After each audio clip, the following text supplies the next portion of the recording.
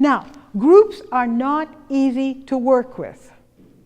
In fact, it's like marriage, you know. You've got to really work at it. I tracked 20 things over the years where I've heard what students hate, or people working in groups. I called it the I hate group syndrome. I'm going to read all 20 and see whether you can identify with any of them, okay? Wasting considerable time having too many meetings, okay? Not when you can identify.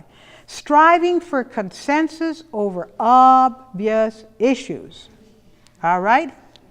Number 3, making compromises which no one is pleased with, okay? Another I hate.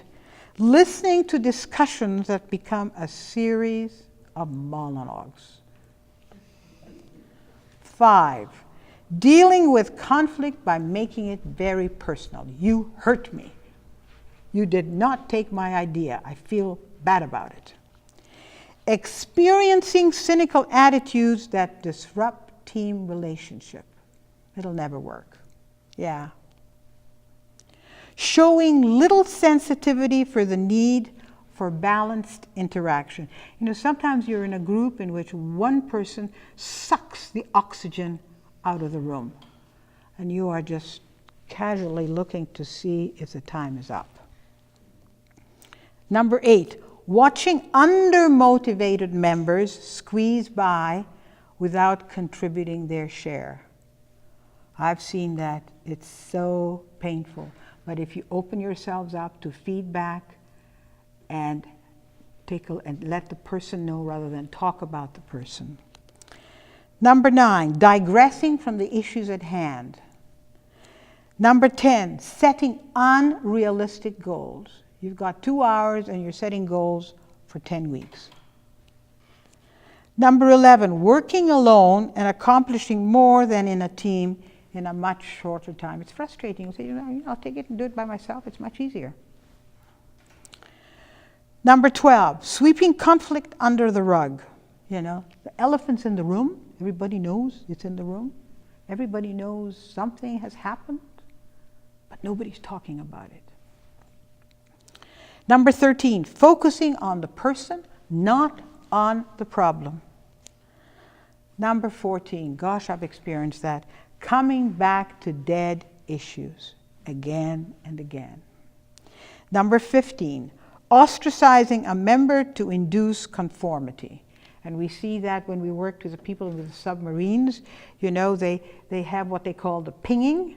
The pinging is they tease someone on a sensitive issue till the person starts to get angry and they feel they have won. Or another thing they do in submarines, what they call is the long eye. They give a silent treatment to someone. Or scapegoating, excluding someone. That's part of what I've seen in teams. Here's another one, 16. We have 4 more.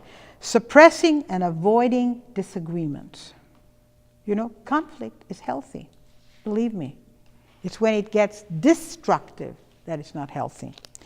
17, promoting rigid conformity and de-emphasizing individuality. You know, sometimes it's important for people to work on doing it differently. In fact, that's one of the best ways to get creativity. 18, ignoring or suppressing feelings that emerge out of our work together. 19, resenting a member who's much more productive than others.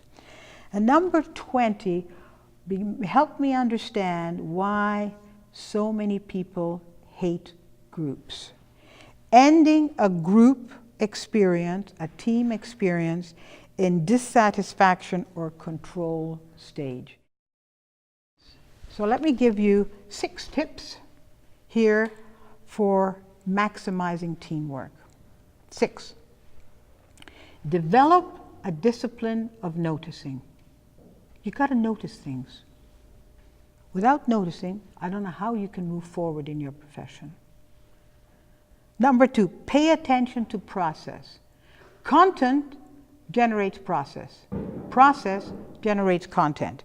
And in fact, at the end of today, you will only remember 7% of what I've said, 33% of the tone of my voice, and 55% my body movements. So 93% has nothing to do with content.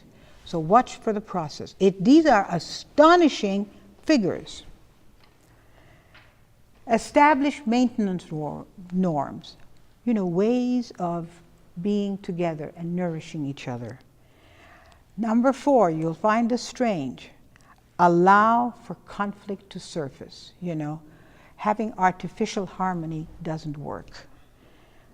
Look for opportunities to celebrate and remember that you're part of a larger context.